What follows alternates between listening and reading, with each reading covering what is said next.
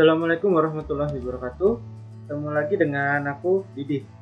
Nah, pada video kali ini kita akan bahas tentang greedy algorithm. Tapi sebelumnya untuk greedy algorithm aku kasih tahu lagi ya. Sebenarnya greedy algorithm itu kalau aku bilang sih paradigma algoritma. Jadi sebenarnya algoritmanya itu tidak baku. Jadi ada banyak versi.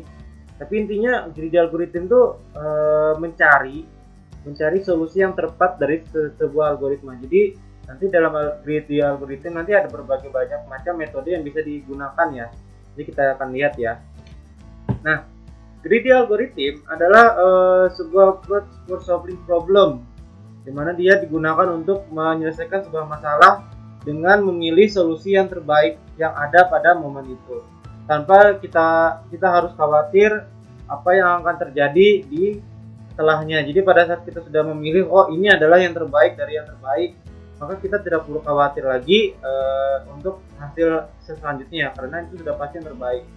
Dengan kata lain, dia memilih locally based choice, jadi pilihan yang terbaik untuk memproduksi sebuah hasil yang terbaik. Jadi seperti itu.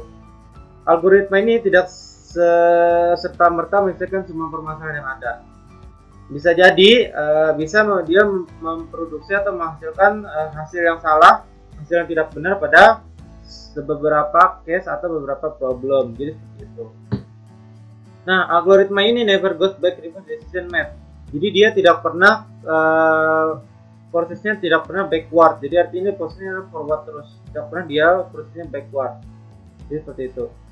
Atau bisa dibilang dia top down, dari atas ke bawah, tidak pernah dia berbalik dari bawah ke atas, seperti itu. Nah, untuk kelebihannya sendiri di sini ada dua. Yang pertama adalah algoritma ini sangat mudah untuk dideskripsikan. Terus yang kedua adalah dia dapat menunjukkan forma yang bagus daripada algoritma lain, tapi tidak dalam semua kasus atau semua problem. Jadi seperti itu. Kekurangannya sih sebenarnya dia tidak menjamin penyelesaian masalah yang global atau optimal selama pemilihan solusi yang tepat ya. Jadi dia tidak menjamin bahwa solusi yang diberikan itu tepat. Jadi seperti itu. Jadi ada bad, ada good, ada badnya, ada baik, ada buruknya ya untuk greedy algorithm. Nah, kapan sih kita menggunakan greedy algorithm? Nah, di sini ada dua ya. Yang pertama pada saat kita pengen memilih solusi yang optimal, lokal optimal. Nah, itu. Yang kedua adalah pada saat kita sudah ada permasalahan nih, di tengah-tengah kita menggunakan greedy algorithm. Nah, itu boleh. Jadi ada dua penyelesaian. Yang pertama di awal, pada saat algoritma itu dijalankan, kita menyelesaikannya menggunakan greedy algorithm. Contohnya sih sebenarnya kalau selection sort yang berhubungan dengan pemilihan data dulu sebelum kita melakukan algoritma lain. Jadi greedy algorithm itu menyelesaikan permasalahan seperti itu. Nah, selanjutnya tapi umumnya optimization problem or the problem where the find maximum something itu biasanya digunakan untuk dapat kita gunakan untuk greedy teknik ya. Jadi menyelesaikan sebuah permasalahan dengan penyelesaian yang optimal, terus kita dapat menemukan nilai minimum dan maksimum untuk masalahnya kayak gimana. Nah, itu kita bisa menggunakan greedy teknik. Sebenarnya untuk algoritmanya itu sendiri itu nggak baku ya, seperti aku jelasin di awal tadi. Nah, kita lihat algoritmanya ya. Nah, sebenarnya ada dua solusi yang ditawarkan untuk penyelesaian algoritma. Yang pertama adalah feasible solution, jadi solusi yang tepat ya. Solusi yang tepat itu bisa mengacu pada best solution, dimana kita akan puas banget dan akan satisfying dengan hasil yang yang diberikan, tapi dia tidak mesti akan memberikan hasil yang optimal. Seperti itu feasible solution atau solusi yang tepat. Selanjutnya adalah optimal solution atau solusi yang paling optimal. Di sini mendefinisikan bahwa solusi dia termasuk feasible solution, tapi dia memberikan hasil yang sangat minimize atau maximize untuk decisionnya atau pengambilan keputusannya. Nah, untuk algoritma itu sendiri sebenarnya ada 4 langkah ini sebenarnya. Yang pertama adalah to begin with, untuk memulainya the solution set is empty. Jadi solusi setnya kita solusinya kita buat kosong dulu. Nah, selanjutnya pada step-step, jadi nanti grid algorithm itu menyelesaikan memberikan solusi yang terbaik dari beberapa penyelesaian yang sudah kita lakukan sebelumnya. Jadi dia akan merekam dulu. Jadi ibaratnya ini kita butuh yang namanya latih dulu, data latih dulu, data training, istilahnya data training. Jadi dari beberapa training itu training mana sih yang terbaik. Baru kalau misalkan dari 1 sampai 5 ternyata training yang terbaik adalah training yang ketiga, maka yang diambil adalah yang ketiga untuk penyelesaian masalah yang ada nanti.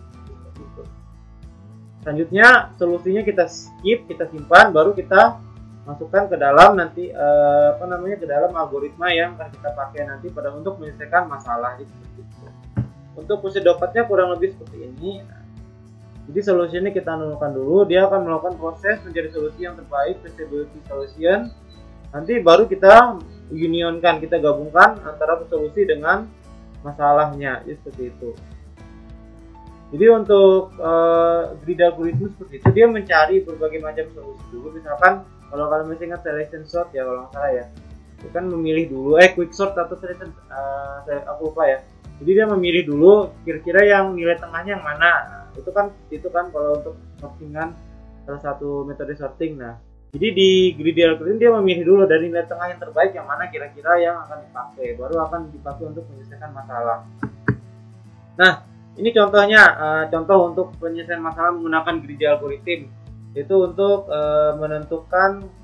menukar koin ya, uang koin, di mana yang koin yang tersedia adalah 5, 2, dan 1. Nah, di sini total koinnya adalah $28, di mana yang tersedia adalah seperti ini, 5, 2, dan 1. Oke, kita coba melakukan penyelesaian masalah. Yang pertama adalah kita buat solusi kosong dulu, empty solution. Yang kedua, selanjutnya kita masukkan datanya, setnya, koinnya di mana ada 5, 2, dan 1.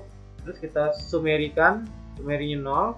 Selanjutnya dia melakukan penjumlahan di mana sumnya tidak boleh sama dengan 28.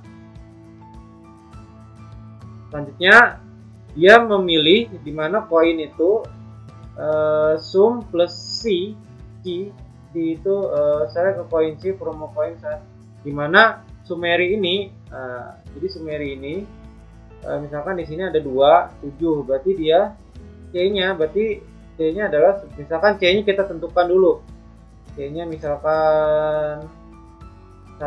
Oh, ternyata kita cari 1. Oh, ternyata summary-nya adalah koinnya total dari 5, 2, 1, ternyata dia 27. Berarti dia plus 1 sama dengan, apakah summary koin itu plus 1 sama dengan bentar, saya ke koin C, kurang koin ini kurang dari sama dengan ya, apakah dia kurang dari 28, kurang dari sama dengan 28 atau enggak. Oh, ternyata dia kurang dari sama dengan 28, tambah 1 ternyata 28. Oh, ternyata ini adalah best solutionnya. Jadi sebenarnya untuk grid algorithm itu sebenarnya abu-abu ya untuk algoritmanya ya. Kalau aku bilang sih, dia menemukan optimal solution dari banyak solution yang sudah ada. Jadi, melakukan banyak latihan sehingga kita menemukan solusi yang ada. Jadi seperti itu. Nah, sebenarnya untuk pengaplikasian grid algorithm itu nanti kita akan bahas, nanti mungkin ada beberapa metode nanti ya kalau sempat ya. Ada yang pertama dia selection sort. Di dalam selection sort nanti ada penyelesaian menggunakan grid algorithm. Jadi tiap metode, tiap algoritma yang diselesaikan menggunakan grid algorithm itu penyelesaiannya beda-beda. Jadi nggak ada yang baku untuk grid algorithm. Ada banyak, ada Dijkstra, Human Coding, Primms, Kruskal, dan seterusnya. Nah, itu aja sih untuk sedikit penjelasan tentang grid algorithm. Jadi di sini aku nggak jelasin banyak tentang grid algorithm karena yaitu penjelasannya seperti yang aku bilang tadi abu-abu ya untuk algoritmanya. Jadi kurang lebih begitu aja sih untuk algoritmanya, nggak banyak. Itu aja sih video kali ini. Kurang dan lebihnya aku mohon maaf. Assalamualaikum warahmatullahi wabarakatuh.